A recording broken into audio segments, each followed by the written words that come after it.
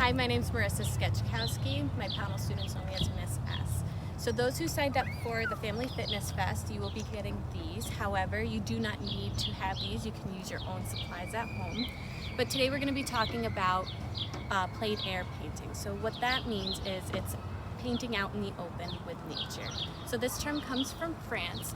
It's a French word, French words, and what you get to do is when you are out hiking, walking, or just simply walking outside your door, you can grab some art supplies, sit down, and paint the scene that's in front of you. Just make sure you have some source of water that you are not going to be drinking out of. I'm going to be using this old water bottle that I forgot about, so it's a perfect thing to use. And before you get started, a good tip is you can pour some water in your watercolors to get them primed and ready to go so that water can soak in and really thin out those paints. If you have a pencil and you are worried about painting and making a mistake, feel free to sketch out your landscape that you are going to be painting. So in front of me I have a nice pretty tree road here and then a tree line.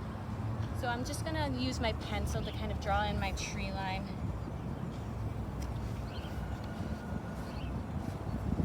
Have an idea of where my tree is going to be. And maybe I'll even carry this onto my other page.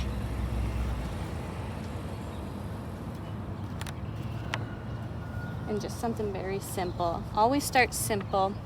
When you're painting, you want to work from the back to the front and use simple shapes because you don't want to worry about every single detail in that tree right now. The first thing I'm going to paint in is some green in the tree lines. It's okay when you are using watercolor to leave some white spaces. I'm not going to worry about the tree trunks and the branches right now. And now that I look at it, this tree line actually comes up a little further. And I'm going to just keep looking back and forth. Again, don't worry about making it perfect because these are just out in nature paintings that you are just very gently painting the landscape. I'm going to add a little strip of grass here. Grab my water bottle. Before we switch to a new color, of course, we want to rinse out all that paint. If you have napkins or tissues, you can use that to help you get the paint out of your brush. For the road, I'm going to use black. Now, that's a pretty hard color, and I don't want it to be this bold black color, so if you want to water it down, you can. I like to put it tissue to kind of pull up some of that color so you just get more of a gray look. And again, not like worrying about it being messy. You can slowly add detail as you go. Don't lose your paintbrush in your water bottle like me. And then I'm going to paint down here.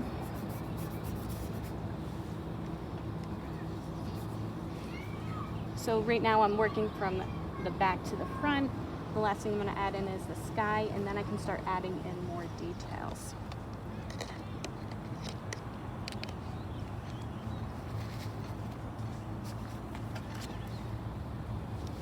Another little trick you can do, and I'm going to put my paper down to do this, is if you put water on your paper first, you can dip and add paint in, and it will just kind of disperse or move around to where you put the water, and it kind of gives it a nice swirly effect. And that can be a good trick to use if you don't want those colors to be super bold. Alright, moving on to this tree. This tree's gonna be a little tricky, but I think what I'm gonna do is I'm gonna first go in with my brown, and I put a lot of water in that brown, so I'm gonna be very careful not to go too crazy. And this tree, notice I'm holding at the end of my brush, gives me more of this loose feel.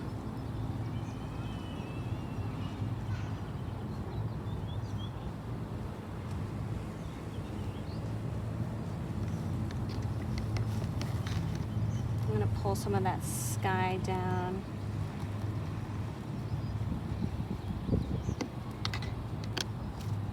Some of that green in.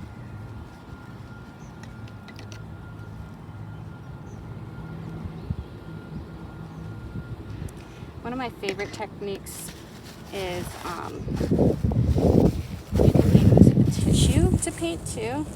And this tree has a lot of pink flowers. I don't have pink, but I'm going to dip it right in my red. What I like to do is use the crinkle in my tissue to kind of start adding in color.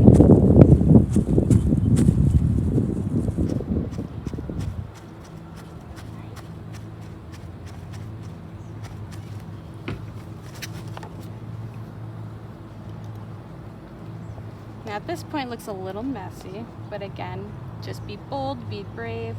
Don't worry about making a mess. It's okay. I'm painting fairly quickly. If you want to slow down, take your time. I'm going to go ahead and work on that tree line in the back. Again, I got a lot of water in that brown, so I got to be very careful, but I'm going to just go ahead and start adding in straight lines, some branches. Pull some of that water out.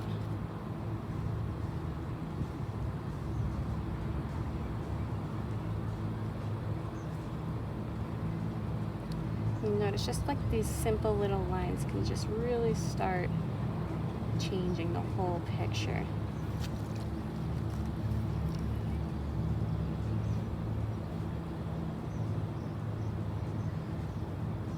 If you have a puddle on your paper, just be mindful that whenever paint comes in contact with that puddle, it will want to move into that area.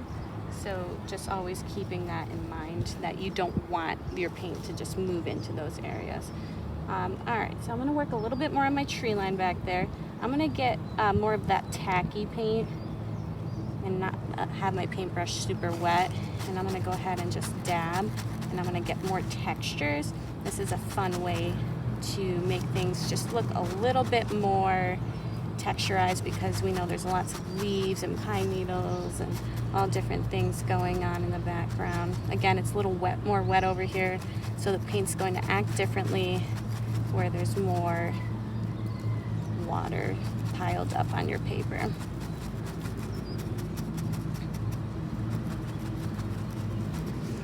I'm also going to do the same for the grass, just kind of add some lines, some texture. You know, that grass is made up of a bunch of little lines.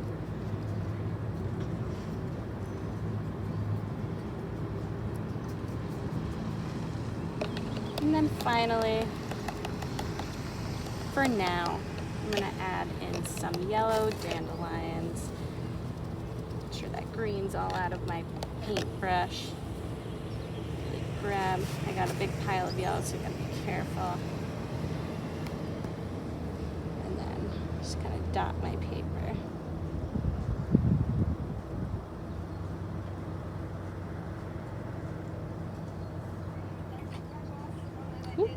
If you end up making a mistake you really don't like, don't be afraid to grab a tissue to try to pull up all of that paint.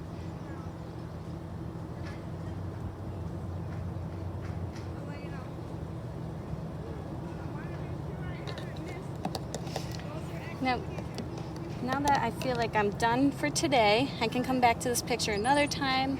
I can, you know, leave it be, but you can always sign your name on the bottom.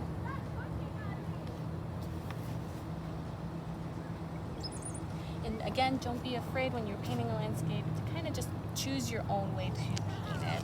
Plein air is about just capturing more about the feeling and less about exactly what is in front of you. So be free with your lines. Let them kind of have little waves and flows. Don't worry about getting things exactly how they are.